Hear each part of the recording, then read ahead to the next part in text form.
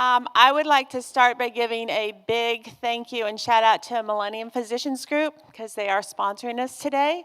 They have 9 locations in the city, and Dr. Patel has transitioned to working with them. She's down near Gate Parkway. So if you're interested, Michelle is at the back of the table, and she'll hand you some few things. Couple other things that we're going to mention is we're going to save all the questions to the very end, if that's okay. We're going to have you line up here along where the food was, so you can ask your questions in the microphone. We'll have Nate manning that microphone. And you all have some pages on your table. The yellow sheet is very, very important. If you could fill that out, that allows us to continue doing this. Even if we know you really well, you've been to our research site, it shows our CEO that we had some people attend, and it allows us to come back again. So you can either leave them on the table filled out, or you can hand them to our people. And with that, we're going to go ahead and get started. Oh, I'm sorry. Let's introduce Dr. Alpa Patel. And my name is Sharon Smith. We've worked together a couple times. We love this. I've already seen familiar faces in the audience. You want to start? Yeah. Any of you can answer this question. Which of the following is not considered a fruit? Go ahead. You can holler it out.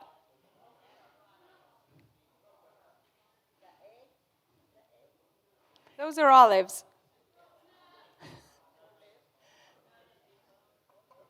We hear coconut, avocado.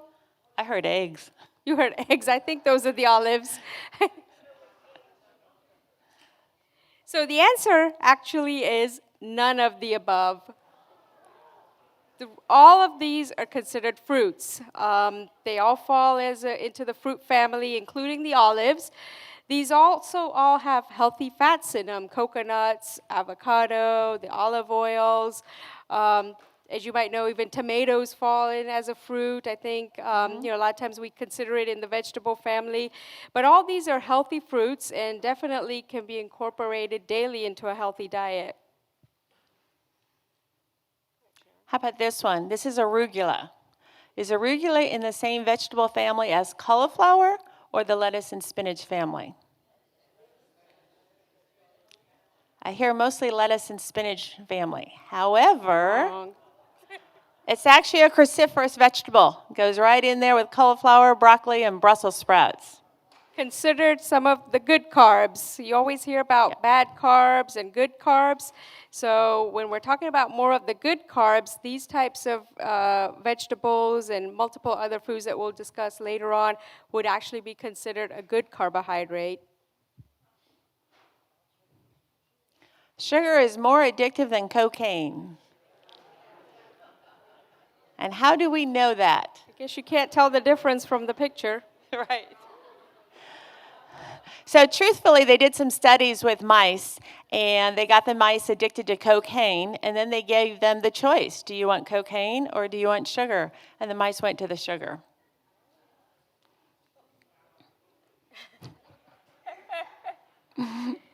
So now we'll go into actually talking about diabetes and then also how to eat well for diabetes and how to take good care of yourself. I think this is the main reason why most of you are here. If you don't mind a show of hands, can those of you that have diabetes raise their hands? So, okay, good. So we How do have about a good majority in our- pre-diabetes? Okay. Okay, Pre-diabetes. Great. So many of you patients that develop diabetes, a lot of times patients have no symptoms whatsoever. In fact, nowadays with all the routine screenings we do, especially during your yearly physicals and especially in patients that have high risk for diabetes, meaning those that have a family history of it, obesity, those patients that have maybe had gestational diabetes, all of these people are at high risk for diabetes, and we probably routinely screen them early for diabetes. So we never hardly see patients present with all these symptoms, because most of the time, hopefully, if we're doing a good job and patients are coming in for their regular checkups, we should have picked you up a lot sooner than you developing what we call the triad of symptoms: polyuria, which means urinating a lot; polydipsia, which means you're thirsty a lot; and then polyphagia, which means you're hungry a lot. Those are the three mentioned up top. Those are the classic symptoms of diabetes, but most of the time those only happen once the blood sugars are highly elevated. We may see a lot of our type 1 diabetics present with this because they kind of have just a total insulin deficiency. But some patients may actually have subtle signs and symptoms of diabetes. You might notice little things like you're just more tired than normal. You get a cut and it just takes a little longer to heal than it used to. Your vision's slightly affected. You may not be able to concentrate as well as you used to. Some of these subtle signs and symptoms are ones that maybe most patients should look out for, because very few now will present with the classic triad that we used to call in the past. So we could keep moving, Sharon. This is a very busy slide, and not to intimidate anyone, but this is my favorite slide. And it helps us to show what all diabetes does to you and really where we target all the treatments now, too. So if you look at this slide, the very top one that's to their left, that says islet beta cell, that's your pancreas. So the pancreas definitely doesn't make enough insulin. As diabetes progresses, you make less and less insulin. Actually, initially, sometimes before you're diagnosed with diabetes and may just have pre-diabetes or even normal sugars, you may actually have hyperinsulin levels because your pancreas tries to overcome that high glucose by trying to make more and more insulin. And these are the patients that kind of find that they're just hungry a lot, they're starting to gain weight, they just can't get their energy, and they may actually have high insulin levels causing this. And early on in some of these patients in diabetes, they really may have low sugars because of this, and then gradually we see the blood sugars increase. Another defect that actually also happens is in the pancreas also is that it makes more glucagon. Glucagon is another pancreatic hormone that actually raises blood sugar. So not only are you not making enough insulin, but now you're making more glucagon. Your liver, which is the next organ down, may actually produce more glucose as well unnecessarily, which is another defect in diabetes. You also have transmitters in your brain that don't have the right signals because your blood sugars are running high and your insulin levels are high. You don't have this feedback loop working appropriately. So sometimes patients don't feel full fast enough, and that just potentiates more weight gain and more high sugars. Your muscles take up less of the glucose. Your kidneys start absorbing more of the glucose, so that instead of urinating it out in diabetic patients, they start absorbing more of it. And we have newer medicines that target these receptors in the kidney to help the urination increase as well as increase the glucose in the urine. One other key area that probably over the last 5 to 10 years that we've found as great targets for diabetes treatment is within the gut itself. The gut creates a hormone called incretin, and that actually is supposed to increase soon after you eat, and it helps to release insulin from the pancreas, but it also is supposed to help you feel full. As I hear that from a lot of my diabetic patients is, I just don't feel full. They just keep eating, going for the second helping, third helping, and they have less incretin effects. They have less leptin from their gut, and that makes them not feel full. Well, these new targets for treatment help us to allow improvement in that incretin effect so that patients do have that fullness. And as a result of that, their sugars decrease, they have weight loss. You might have heard of a lot of these newer drugs that are given once a week. They're injectables. You see them on TV all the time. Ask your doctor about Ozempic and Trulicity and this and that. And those are those classes of drugs that help with that whole effect. Keep going. So now circling back to a little bit of sugar. Sugar, addictive substances are regulated by the American Psychiatric Association. Back in 2012, sugar was not addictive. In 2013, it was. What happened? Sugar didn't change. So they changed the definition of what addiction was from tolerance and withdrawal to tolerance and withdrawal or tolerance and dependence. So now guess what gets thrown into the addictive category? Gambling, gaming disorders, social media, shopping, pornography, and sugar. Sugar. Yeah, so sugar is really taking on the new dietary demon that fat was about 20 years ago. So it's just interesting. This is a slide on why we don't count calories. A lot of people have counted calories over the year. A lot of diets count calories, but these are both 300 calories, okay? So if I was on a diet that I had to count calories, that little piece of salmon is the healthy fats that Dr. Patel was talking about. That's going to keep you full a lot longer than the donut. And one mention about the donut, because we've seen this, I've seen it at work several times. When a diabetic eats a simple refined sugar as a donut, your sugar spikes right away all the way up, and then guess what? It drops, and they crash, and they'll start shaking, and they'll be low, and you check their blood sugar, and they're like 58. Like, what did you have to eat? I had a donut. So there's just no regulation to it, whereas that piece of salmon might have a small elevation in the blood sugar, and it's going to last a long time. So it's a great slide that goes back to food is medicine. Just by your choice in your food options, you can manage your blood sugars. This is a great slide which talks about the macronutrients. So all the foods you make or you eat come from, they're either a protein, a carbohydrate, or a fat. Okay, and some of them are combinations of these, but it shows the biggest impact on our blood sugar is going to be the carbohydrates, especially the simple refined carbohydrates. The next one would be the protein. This is going to be your chicken breasts and your meat and your eggs and stuff. It does elevate, but it comes back down. And usually we see that come back down pretty quickly. But look at those healthy fats. Very little rise in blood sugar, just slowly tapers off.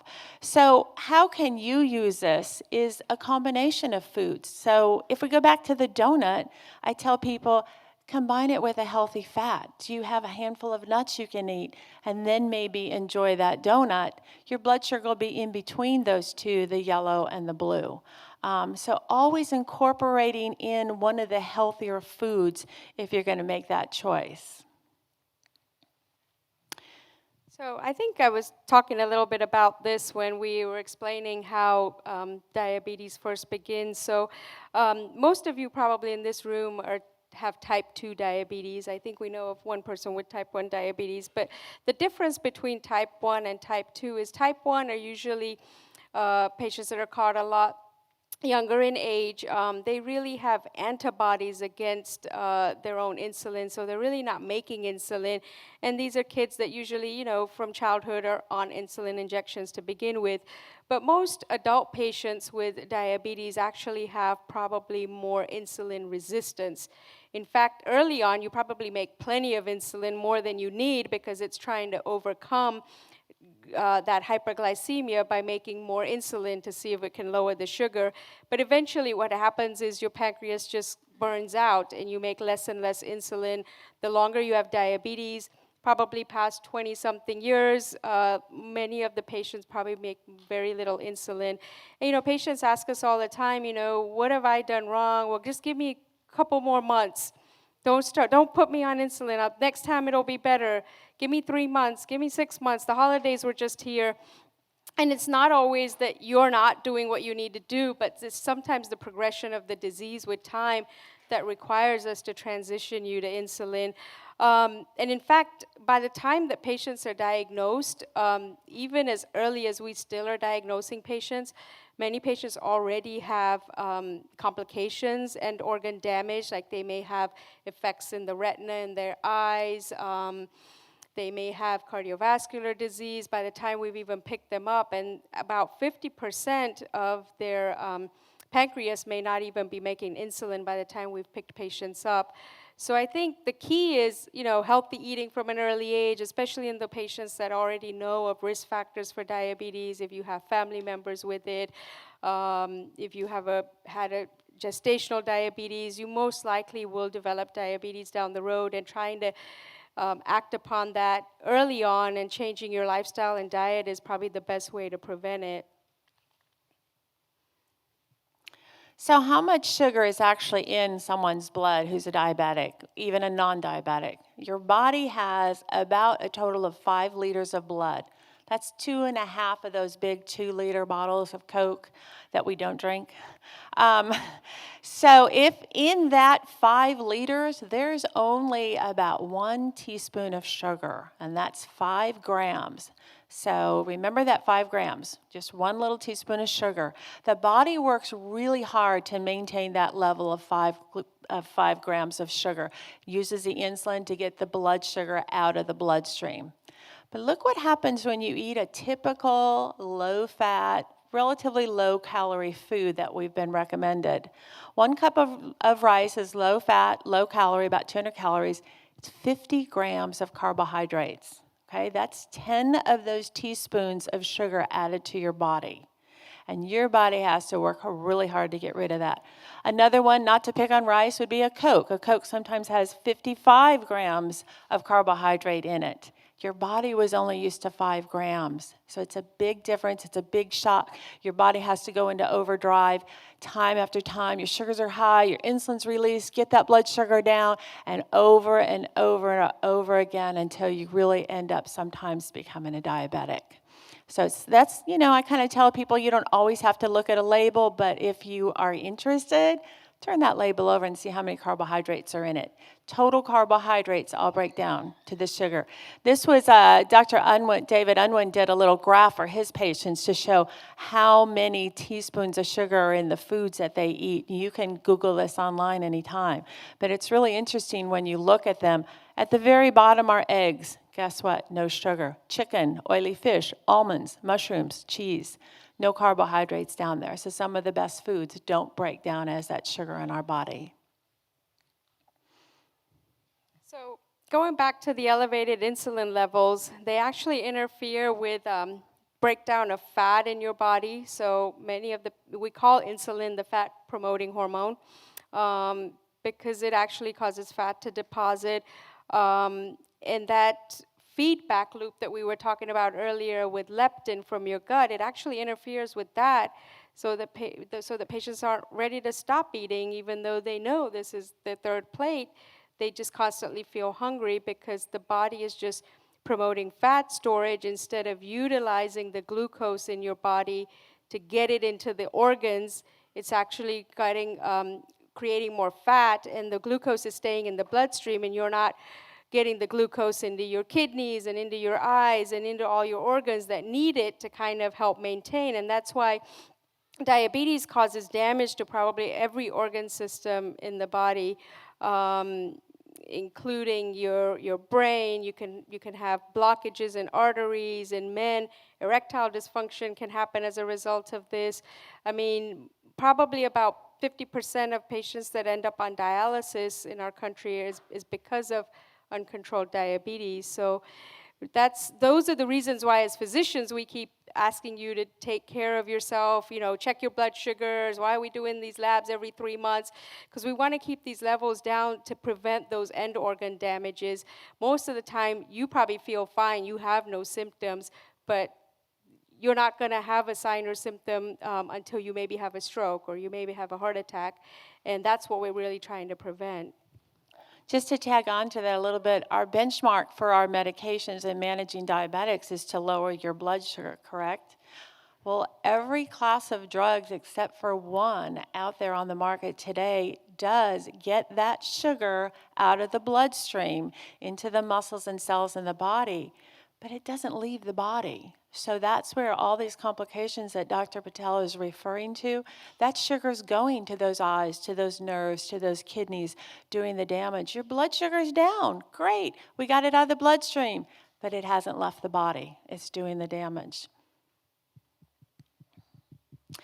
Everybody remember the food pyramid, 1974. Guess what? On the whole bottom row, we get to have 6 to 11 servings of bread, rice, pasta, whatever you want every day.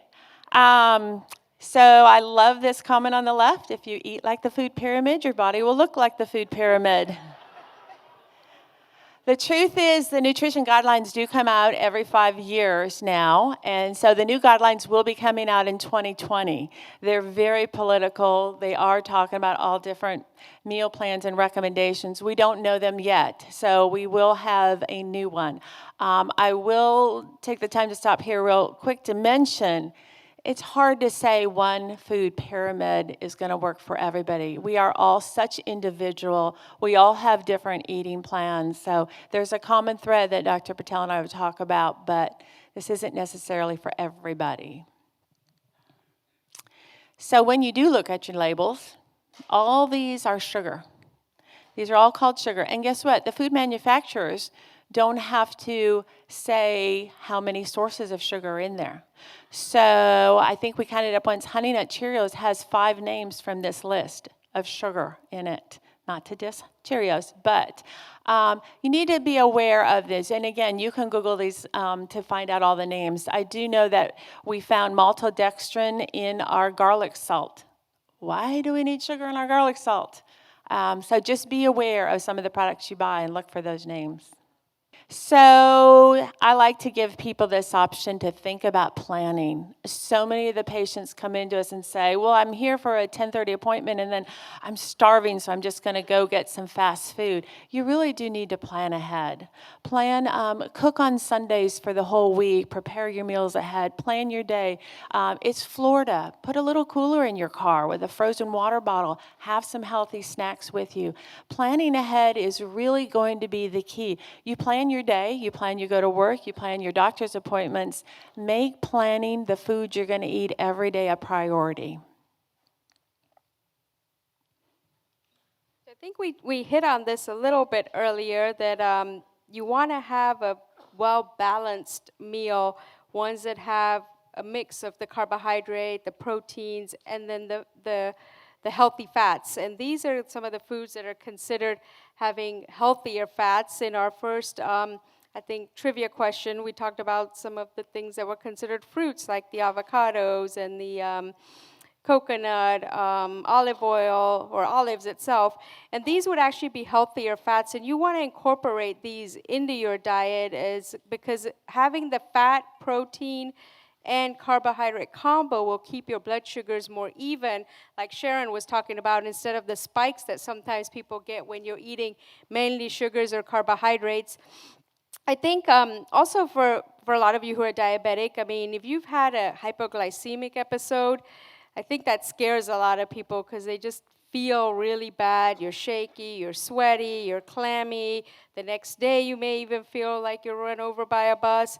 And the tendency when you're having those episodes is to just grab everything and anything to get your sugar up, including, a whole bottle of Coke with a Snickers bar. And do you really need the fat at that time? Probably not. You really just kind of need to get some sugar in you and probably just eat the next meal instead of the sugar plus the fat and everything else during that time. But it doesn't take much to get the blood sugar up. I mean, probably 15 grams, like a tablespoon of like honey or jelly, something that absorbs really quickly is what you want. A candy bar is not going to absorb fast enough, so you want something that'll dissolve. That's why we ask patients who have episodes of hypoglycemia to carry around some of those glucose tablets. 3 of those is probably all you need to get your blood sugar up. Like a teaspoon of honey or jelly, that'll quickly get your blood sugar up. So, and then what your plan is to go ahead and eat the meal that you may have missed, or go ahead and eat a healthy meal at that point. But I think, what happens is that people may go from 50 to 400, and that's not really what you need to do. You just need to get your blood sugar high enough to be able to continue on with your next meal so that you can keep functioning. Along that lines, there was a new study that came out last week about glycemic variability. Changes in your glucose, up, down, was causing more of the organ damage. So you do want those blood sugars right within the certain range and try to keep them as level as possible, and eating healthy fats would be part of that. Probably not this Pretty slide, though, obvious. right? Yeah, no. I guess this is probably pretty obvious and self-explanatory. We do get asked the question, though, about breads all the time, about, which breads can I have that might be healthier, but I don't know if we have a great answer for that. Maybe we'll talk about it We've got later. one slide on bread, I think. So Dr. Patel talked about early on how you can have the rising insulin, you have high blood sugars, and carbohydrates, as we saw, simple refined carbohydrates do the worst damage on our blood sugar. They raise it the most. So it's literally called a carbohydrate intolerance. Now, if you had lactose intolerance, what would you do? You would avoid lactose. So this is a carb intolerance disease, and so they're showing, so there's a lot of evidence in the studies in clinical research showing that, okay, let's restrict these carbohydrates and see if we can't help these diabetics. There's a new therapeutic carbohydrate restriction guidelines out for physicians to be able to say, okay, how do I monitor this? You would, if you're on insulin or one of the sulfonylureas, you really want to do something like this with your doctor, because guess what? If you suddenly got rid of all your carbs, your blood sugar is going to drop, and you've got medications that are lowering it. So you really do, want to be sure that your doctor is aware of any meal plans or changes that you make. But how do you specifically know your carbohydrate tolerance? I can tell you your blood sugar is going to go up 100 points with a certain meal. It's not the same for everybody. It is not one size fits all. Dr. Patel is Indian, and her mother and her family, they eat a vegetarian diet, and they do great on it. Well, her mother graciously made me a diet, or a meal one day of their typical dinner, and I checked my blood sugar before, and I was in the 80s, and lo and behold, I was 180 afterwards. I jumped up 100. So we are different as well. So everybody has a different carbohydrate tolerance. So how do you know? You check your blood sugars. How often do you check your blood sugars? Well, insurance is going to dictate that quite a bit, because if you are on insulin, you're allowed up to 5 strips a day now. 5 to 6, yeah. 5 to 6? I mean, and if you're on multiple day insulin, mealtime insulin, as well as a long-acting, many Medicare now actually even covers some of those continuous glucose monitors that you wear, and it's continuously checking your sugar, but also you, without having to prick your finger, can just scan this device and quickly know what your blood sugar is. And I think patients really like that have to check their sugars multiple times a day, not having to prick your finger so much. But unfortunately, most insurances, especially Medicare, only cover those on patients taking insulin 4 times a day. So then we're going to look more specifically of your blood sugars around a meal. So this is called testing in pairs. If you want to know what that breakfast or that lunch or your favorite dinner does to your blood sugars, or is it healthy for you, let's look at what your blood sugars are. So we have you check your blood sugars before, write down everything you eat or drink in that meal, and check your blood sugars 2 hours after. 2 hours after, your blood sugars should have come back to baseline.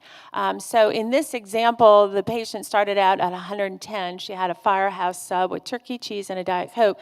She ended up with a 190 2 hours later. So her blood sugar went up 80 points. But if you look at the bottom, so my recommendation to her would be, well, we need to change that meal, okay? And we would look at, can you throw away the bread or eat maybe one slice of the bread and something like that.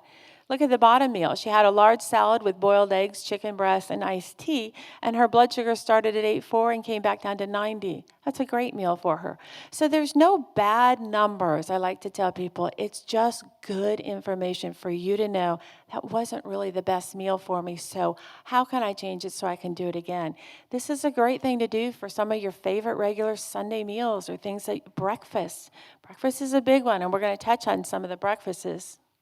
Yeah, I think the tendency is when patients bring in their blood sugar logs to us is we always get the fasting numbers, and it's great. We like to see those, but we really also want to see your post-meal numbers that Sharon's talking about a couple hours after the meal, because that really is what drives up your average more so than even the fasting sugar, like the longer you have diabetes. So a lot of times when patients come in and say, well, I'm only running 110 to 120, I don't understand why my A1C is high.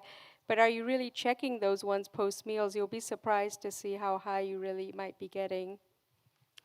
So this is a real case study of a patient that came to the research site to get into a study. 62-year-old male, he's a type 2 diabetic, and his A1C was 8.3. Needed to try to get it down a little bit to get into the study that he was interested in. He was taking long-acting Lantus, 50 units a day at bedtime, and he was taking the short-acting mealtime insulin Novolog, 30 units with each meal. He was also taking metformin for his blood sugars, amlodipine and losartan for his blood pressure, and metoprolol, and lovastatin for his cholesterol. So his total daily units of insulin was 140.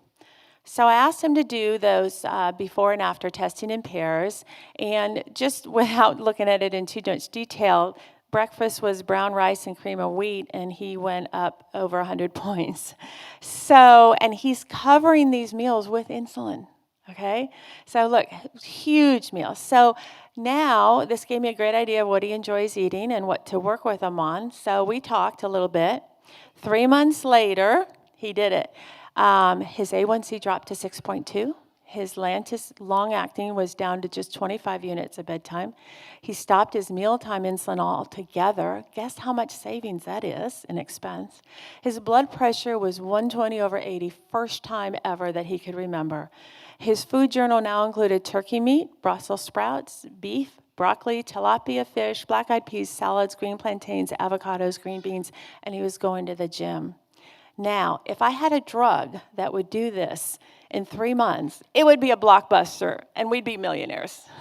But, and then we had him in one of our lunch and learns, and Dr. Patel asked him, well, how do you feel? He said he felt great.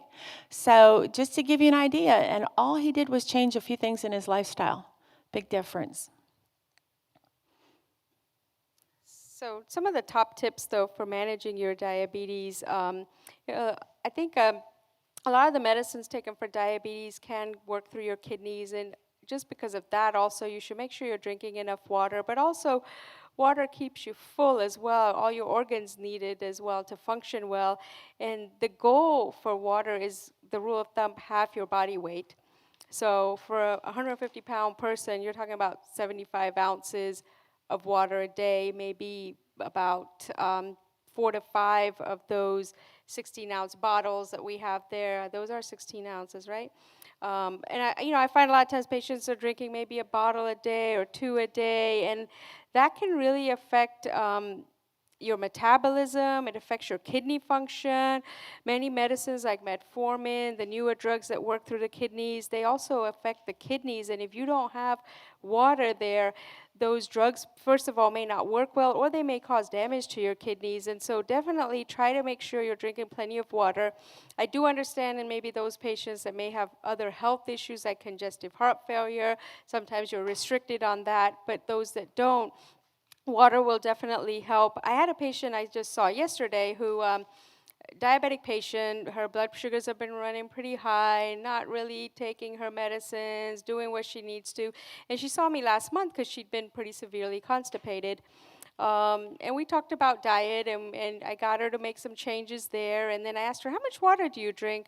Maybe about 2 or 3 cups a day. And just by her changing the amount of water she drinks, I saw her back yesterday, and she said, I don't even have to take all those medicines you gave me, and I didn't even have to bump up my fiber that much. I just started drinking the amount of water you told me, and my bowel movements are back to being regular. So it affects everything. It affects, those patients that have constipation. I mean, you need the fluid there to move things along. So moving on to the whey protein. Everybody heard of a whey protein? So they did a little clinical trial on some people that were diabetic, and they gave them 50 grams of whey protein or a placebo, and then they fed them a very high carb breakfast, which was white bread and high sugar jelly. And guess what? Made a huge difference. That whey protein before that meal, their 3-hour postprandials were 28% less for the people who had the whey protein versus the placebo, plus their insulin responded earlier. They were more insulin sensitive, which is the opposite of the insulin resistance. So how can you use this? Dr. Patel's got a great story, but I always tell people, drink a whey protein shake before you go to a Christmas party or your favorite family dinner that you know they're going to be serving that macaroni and cheese that's to die for. Or you know you're going to be someplace and you don't know what they're serving. Drink a whey protein shake and enjoy your meal. After the meal. Postprandial is after the meal. Yeah, a couple hours after a meal, usually. So, my family took this to heart. My mom actually recently, a few months ago, had a knee replacement surgery, and she's diabetic. She is on insulin, and we were noticing her blood sugars were running quite high. She really wasn't even eating much because didn't have much of an appetite, but had just had surgery, illness, pain, all of that stresses your body and can even release cortisol, which makes you even make more blood sugar. And so what I started doing is we were making little smoothies for her with some healthy fruits, and we started putting whey protein in it, and noticed that her blood sugars started dropping 40 to 50 points a couple of hours after that, versus her just either skipping the meal or just eating small amounts of food here and there, and she felt much better. I think it helped improve her muscle strength. It probably helped her recover faster because her sugars were better and she was able to get more energy to continue her therapy, I think.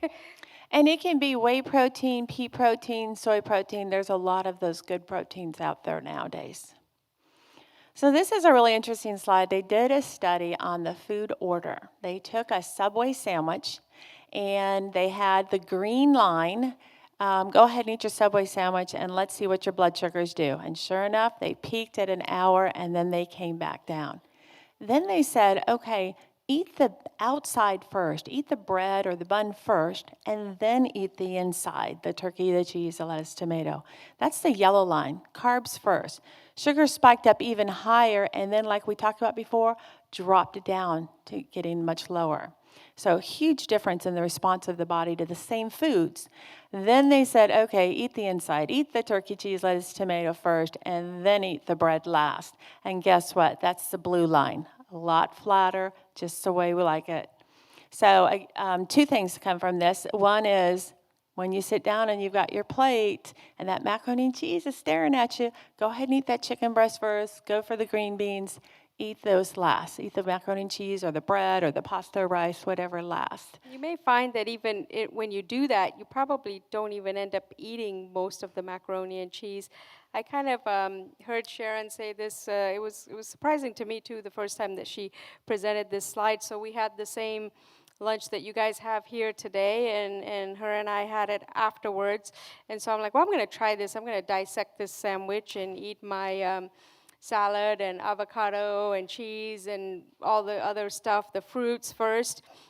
And by the time I had eaten all that, I didn't even eat the potato salad or the pita bread because I was already full. So I think it also not only impacts your sugar, but it also impacts you probably as far as fullness goes too. Resistant starches have come on the news quite a bit more, and they're really interesting for diabetics. I think that type 1 diabetics might be a little more sensitive to that, what I've seen, than type 2s, but here's the thing. Okay, I know we just dissed rice a few slides ago, but there's a difference. When you eat that freshly cooked warm rice, it breaks down right below your neck. It just breaks down into sugar, spikes your blood sugar. But when you cook that rice, put it in the refrigerator and cool it, and the next day heat it up not quite as warm, guess what? It becomes a resistant starch. It changes so that when you eat it, it's resistant to digestion. So it doesn't break down in the stomach. It doesn't break down in the small intestine. It goes all the way to the large intestine, and it feeds the good gut probiotics that you take or that are in there. So it becomes a prebiotic fiber or a resistant starch. So really helpful. And this works for potatoes. It works for rice. Works for green bananas. It also works for oats, because I do have an oatmeal slide coming up that you're not going to like if you like oatmeal. But this is another way to do it. You've heard of those overnight oats? You put them in the fridge the night before, let them cook. Try them. So the whole idea of resistant starches is they make you more insulin sensitive. And that would help for a type 2 diabetic who's insulin resistant. Oh, here's my oatmeal slide. So I had a patient that Dr. Patel sent me years ago who came to me and said, I eat perfect. I wake up, my blood sugar is 80 every morning. I go to the gym every single day. And I had to say, I'm sorry, but your A1C is 8.8 and it's been climbing. And I said, let's talk about your foods. Oh, I eat perfectly healthy. I'm vegetarian. I eat beans. I eat solid vegetables, everything really good. Okay. Well, what's breakfast? Well, I eat a bowl of oatmeal and I put blueberries in it and sometimes I have cinnamon on it.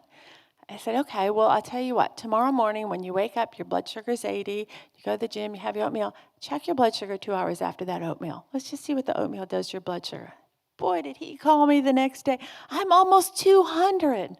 So it was one meal, one bowl of oatmeal that raised his A1C slowly over time. And then this study is really interesting too. They took a group of overweight children and they fed them either instant oatmeal, steel cut oats, which have much more fiber, digest a little slower, or an omelet with the eggs in it. And guess what? The instant oatmeal group had way higher levels of insulin, sugar, adrenaline, and cortisol than the omelet group. Cortisol is your stress hormone. So that oatmeal just didn't work as well for those people. Bread. So this is what I can say about bread. 2 slices of whole wheat bread will raise your blood sugar faster than 2 tablespoons of sugar. Now, not to say that you can't become insulin sensitive to it, or there are some breads on the market. We've all heard of Ezekiel bread. Some of my patients do say it tastes like cardboard. But they've got more and more coming out with these whole grain breads where they've got all the seeds and the kernels in it. You can see the sprouted wheats and the breads in it. So what I would say is more products come out every day. Try it. If it's something you really want and you don't want to replace your bread with lettuce, and try it and see what it does to your blood sugar. Maybe you just have to add a slice or 2 more of turkey or chicken to your sandwich to keep your blood sugars in range. And then I've heard some new stuff on sourdough bread because it's fermented. Some people are having good luck with sourdough bread. So again, check yours and see what you're tolerant to. I think I've had patients tell me in the past, they go to bed, their blood sugar's 80. When they woke up, it was 120, 130. I didn't get up at night and eat anything. What happened? Why did my blood sugar go up so much in the middle of the night? And unfortunately, like we talked about earlier when I showed you all the organs, one of the defects in diabetes happens actually in the liver. Your liver actually causes glucose to be pushed out while you're sleeping, and it raises sometimes your morning sugars. And one way to kind of combat, a lot of ways to combat it is through multiple different medications, like the injectables we talked about, metformin. But another way also is to kind of make sure to have some type of maybe bedtime snack that has really no carbs, but just a fat protein snack, because that will keep your blood sugar more even all through the night and you won't have that up and down. And sometimes what actually happens is that your blood sugar may drop in the middle of the night and your liver has to make more glucose as a result of that. And your morning sugars might be high because you may have had somewhat of a dip in the middle of the night. But like a fat protein snack will keep the sugar more even, something like a boiled egg that showed here, some nuts, some low-fat cheeses, turkey roll-up, things like that, just a small amount is all you need. We're not talking about a whole plateful, but a small amount to just kind of keep that blood sugar more even through the night.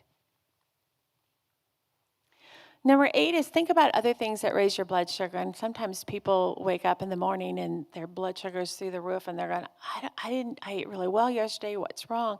And if you ask them, how did you feel last night? Did you sleep? Oh, no, I was up all night. My back was just killing me. Well, pain causes stress, causes your stress hormones to be released. So always think about it's not necessarily just what you eat. Pain, illness, stress, they have a big effect on your blood sugar. So we'll talk a little bit about some of the newer diet, I guess, well, I'm not going to call them fads, but like trends, especially intermittent fasting, Mediterranean diet, maybe keto, paleo. Everybody hears all these words. Like, what's probably the best diet for you? Which that I think, like Sharon and I were talking, it's probably more individualized. There's no one diet that's the best for any one individual. But in 2016, this Japanese biologist, Yoshinori Oshumi, won actually the Nobel Peace Prize because he was able to prove that fasting activates autophagy, which really what that means is fasting allows your body to almost regenerate itself. I hear people and patients ask me all the time, well, what can I do a cleanse? Can I do a detox? There's really not anything out there that really does a cleanse or a detox, but intermittent fasting might possibly do that. We find that during fasting, our cells actually break down proteins and other components of the cells. They destroy damaged parts of the cells. They may even repair some of the DNA. And this helps the cells live longer. It helps you have more of a cleaner cell line so that you have less diseases, less inflammation. And there's even evidence now that actually may even help reduce certain cancers as a result of cleaning up the cell line. You can keep going. So along those lines, there's a nephrologist, Dr. Jason Fung in Toronto, and he realized that all of his patients that he was treating were on dialysis or close to it and getting worse and worse, and didn't have the means to buy healthy foods. And so he's saying, okay, well, then just stop putting the sugar in. Just stop eating. Literally. And he has since progressed to writing an excellent book on intermittent fasting if anybody's interested. But he knew that there was some science out there, and he actually saw some of his patients during Ramadan with their blood sugars and their insulin levels lower. So he thought, let's try this. And there's all different extremes of time-restricted eating or intermittent fasting. Cynthia Turlow is a nurse practitioner, and she says, just start gently by maybe pushing out a 12-hour fast. Okay, you have dinner at 7 o'clock, you go to bed, you get up, you have breakfast at 7. That's a 12-hour fast if you didn't sneak in ice cream before bed. It's a 12-hour fast right there. So what she's saying is just maybe push that morning breakfast out a little bit more, maybe an hour at a time until you get something that might look like this. So before noon, all they have is coffee, hot tea, water, and then from 12 to 8, you eat your meals, and then after 8 p.m., you stop eating again. So this would typically be called a 16-8, 16 hours of fasting. Fasting is when you're eating or not eating, and then an 8-hour of feed when you're feeding. And what does this do? It stimulates the autophagy you talked about. It lets your insulin calm down during the time when you're in a hyperinsulin state. We had a patient that came in for research about 3 weeks ago, and she wanted to qualify for a study. She had to have an A1C of 9.0 or less, and it was 9.3. So I kind of went and talked to her a little bit, and she had about a week left before the study was going to fill up. And so she left, and she didn't really want to get rid of any of her carbs just yet. So she left, and she said, well, Sharon, I thought about it. I was already fasting because I had to be fasting for the blood work, and it was almost 11 o'clock. So she then just did an 11 to 7. In there was fast food, lasagna. Again, she didn't really want to get rid of the carbs just yet, but she did 11 to 7. She came back in 8 days, and her A1C dropped 0.5 points to 8.8. Now, everybody knows that A1C is an average blood sugar over 3 months. So incredible results in a short time that there's a lot of studies going on and more is out there. So, stay tuned. Yeah, this is a great slide. It shows you definitely the pictorial of the patients in the top who have the increased waist circumference. Their lipids were elevated, blood sugars, blood pressure, and just by not eating 4 additional hours a day, look at the difference in their body physique. The top people were having food 14 hours of eating, 10 hours of fasting, whereas the bottom only ate food 10 hours of the day and fasted the remainder 14. And they had a lot lower body weight, lower waist circumference, lower blood pressures, lower bad cholesterols. The A1C dropped. They probably felt better, had better sleep, probably more energy.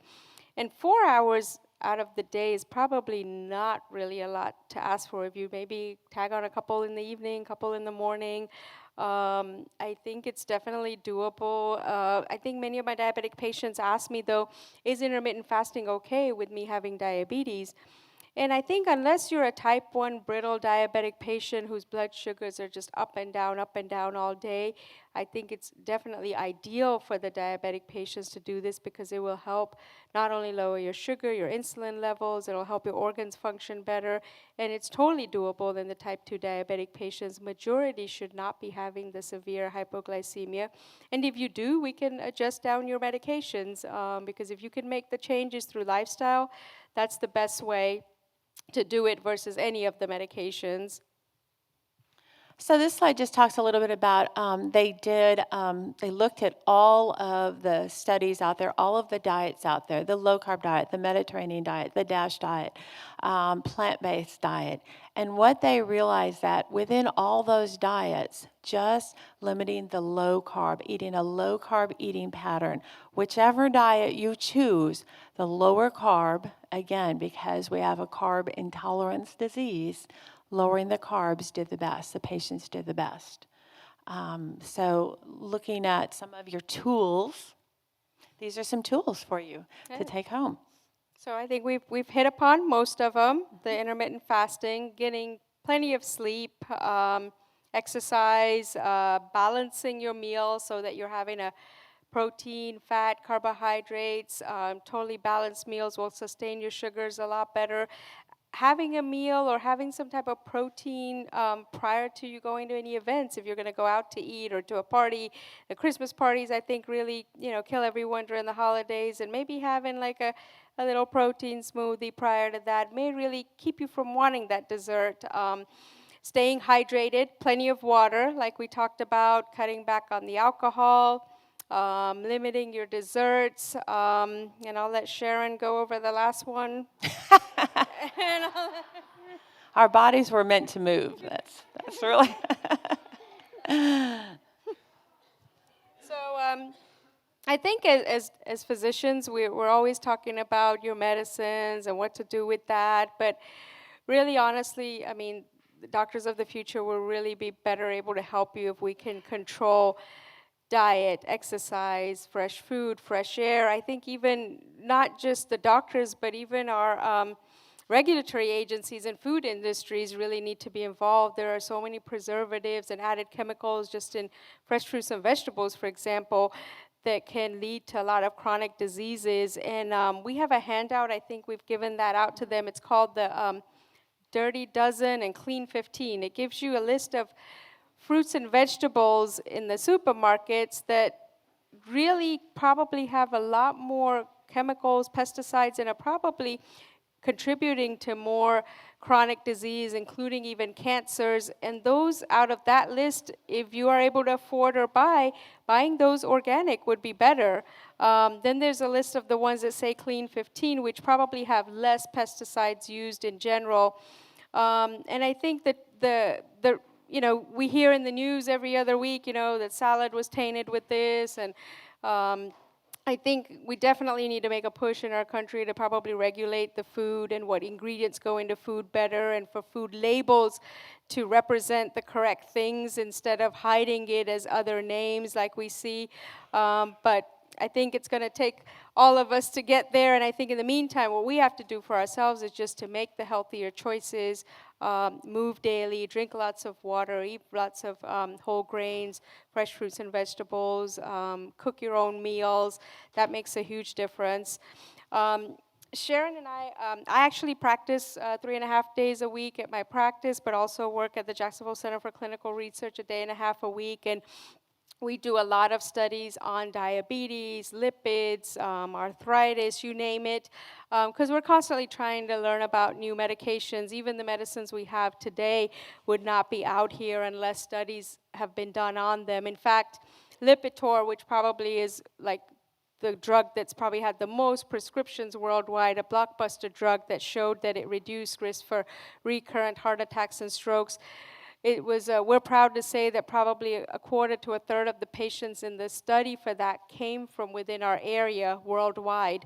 And a lot of those studies were done right here at our center. Currently, we actually are doing a lot of new cholesterol studies on a brand new class of cholesterol medications that we're studying in our phase 1 unit, which includes safety studies. And we'd invite patients, just to even come out and see our center. And if you get involved in any of our research studies, I'm sure you'll like the one-on-one treatment that you get with not only the physicians, dietitians, other clinical staff, and I think most of the patients have found it to be a very enjoyable experience.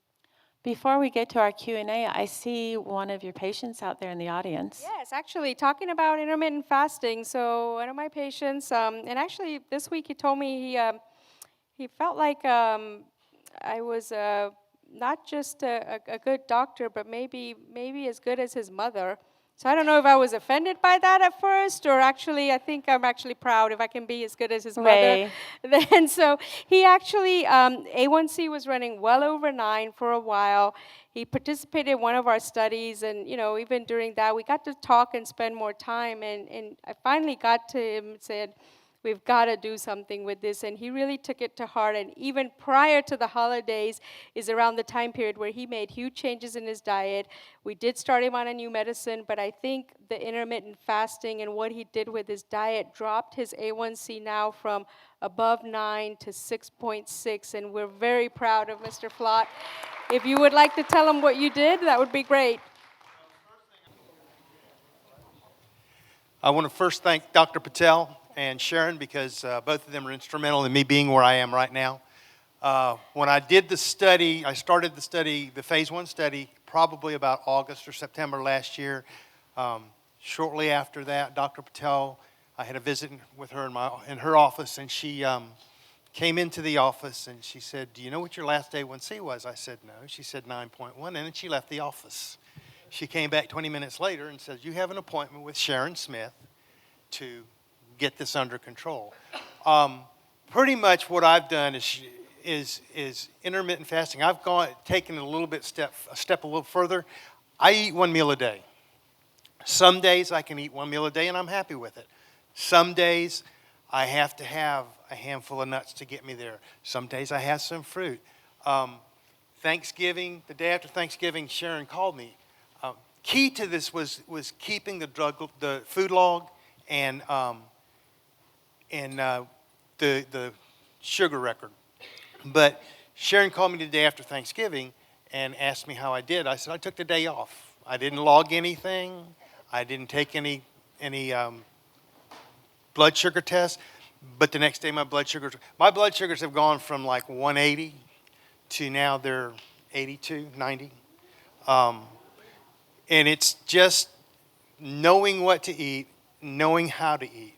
I don't recommend everybody to, eat 1 meal a day, but Sharon asked me, what do I know about fasting? I said, I'm Catholic. We wrote the book on fasting. But it fit for me because I'm not, yes, if the food's there, I'll eat it. But if I put it off to the side and I don't think about it, it's easy for me to give it up. I have clothes that don't fit anymore.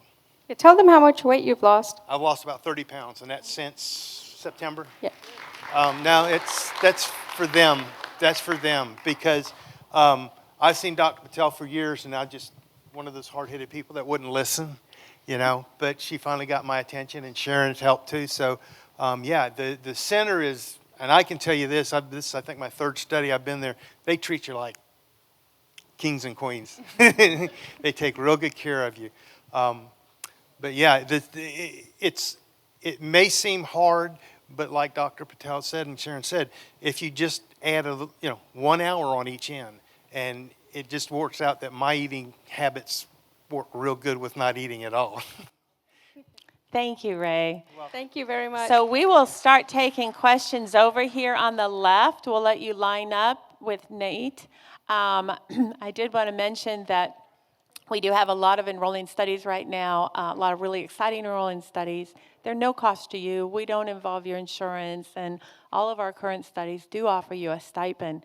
We have a fabulous study for diabetics working on managing their cholesterol. One of them just closed. Dr. Patel has just closed. We have another one, but diabetics most often die of heart disease.